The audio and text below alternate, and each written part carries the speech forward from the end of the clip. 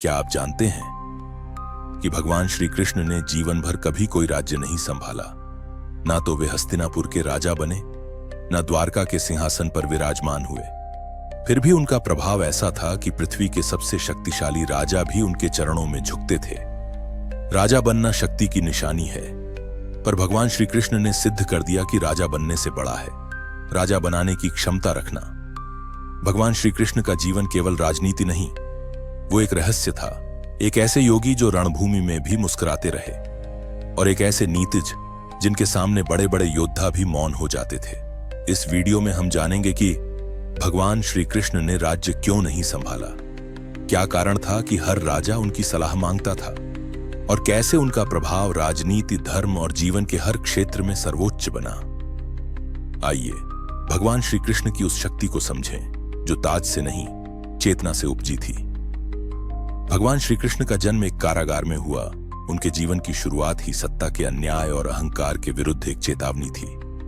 कंस जैसा अत्याचारी राजा जो अपने ही भांजे से डरता था, वह भगवान श्री कृष्ण के आगमन मात्र से भयभीत हो गया। यह संकेत था, यह बालक भले ही ताज न पहने, पर ताज की दिशा अवश्य तय करेगा। भगवान श्री कृष्ण का उद्देश्य स्पष्ट था, अधर्म का नाश और धर्म की स्थापना। उन्होंने कभी भी स्वयं को एक शासक की भूमिका में नहीं रखा, क्योंकि वह जानते थे कि नेतृत्व केवल सत्ता से नहीं, बल्कि सद्गुणों और दृष्टि से आता है। जब उन्होंने मथुरा से द्वारका की ओर प्रस्थान किया तो वह केवल एक भौगोलिक परिवर्तन नहीं था, बल्कि एक युग परिवर्तन था। द्वारका एक ऐसी नगरी थी जो समुद्र के किनारे बसाई गई, और वहां भी भगवान श्री कृष्ण ने सत्ता को किसी और के हाथ में सौंपा।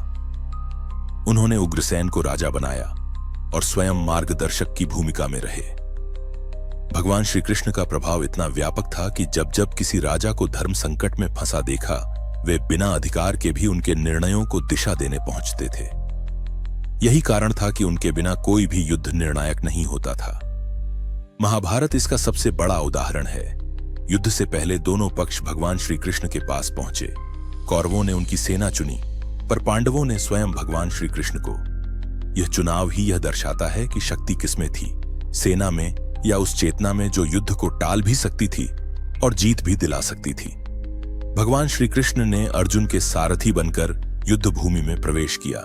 उन्होंने गीता का उपदेश दिया, एक ऐसा शास्त्र जो न केवल उस समय बल्कि आज भी जीवन के हर क्षेत्र में मार्गदर्शक बना हुआ है। उन्होंने सिखाया कि सच्चा नेतृत्व वह नहीं जो आदेश देता है, बल्कि वह है जो शांति में स्थिरता और युद्ध में संयम रखता है। वे खुद कभी ताज नहीं पहने, पर हर ताज उनके सामने झुकता रहा। उनके जीवन का हर क्षण इस बात का प्रतीक था कि जब आप धर्म, करुणा, विवेक और सामर्थ्य के साथ जीते हैं, तब सत्ता आपके पीछे आती है, न कि आपको उसे पाने के लिए दौड़ना पड़ता है। भगवान श्री कृष्ण का प्रभाव केवल धर्म या राजनीति तक सीमित नहीं था। वे एक सांस्कृतिक, सामाजिक और आध्यात्मिक आंदोलन थे।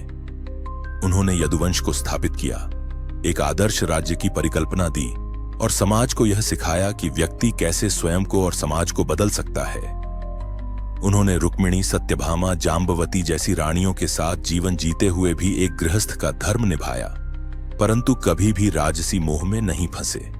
उनका जीवन समर्पण और संयम का प्रतीक रहा। उन्होंने द्रौपदी के चीरहरण में हस्तक्षेप किया, भीष्म को मौन तोड़ने पर विवश किया और युधिष्ठिर को राजधर्म सिखाया। यह सब उन्होंने बिना किसी राजसी अधिकार के किया, सिर्फ इसलिए क्योंकि उनके पास आत्मिक अधिकार था। शिशुपाल, जरासंध, कालयवन जैसे राजा भगवान श्री कृष्ण से शत्रुता रखते थे, पर उनके भय का कारण कोई सेना नहीं थी, वह था भगवान श्री कृष्ण का सत्य, जो किसी भी अन्याय को सहन नहीं करता था।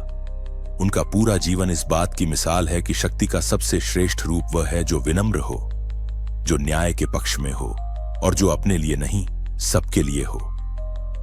युद्ध में भगवान श्री कृष्ण ने कभी शस्त्र नहीं उठाया, पर उनके बिना वह युद्ध धर्म युद्ध नहीं बन सकता था। उन्होंने अर्जुन को जो उपदेश दिए, वे केवल एक योद्धा के लिए नहीं थे, वे पूरे युग के लिए थे। यह बात ध्यान देने योग्य है कि जो व्यक्ति स्वयं सत्ता का त्याग करता है, वही वास्तव में सत्ता का सही उपयोग कर सकता है। इसलिए भगवान श्री कृष्ण आज भी न केवल एक देवता के रूप में पूजे जाते हैं, बल्कि एक ऐसे नेता, मार्गदर्शक और जीवन के शिक्षक के रूप में भी माने जाते हैं जिनकी दृष्टि अनंत है। उनकी सत्ता हृदयों पर है, न कि सिंहासनों पर। भगवान श्री कृष्ण कभी राजा नहीं बने, क्योंकि उनका उद्देश्य सिंहासन पर बैठना नहीं था, बल्कि हर व्यक्ति के अंतःकरण को जागृत करना था। उन्होंने दिखाया कि सत्ता पाने से अधिक महत्वपूर्ण है उसका सही उपयोग। राजा बनना आसान हो सकता है, पर राजा बनाने की दृष्टि और विवेक हर किसी में नहीं होता।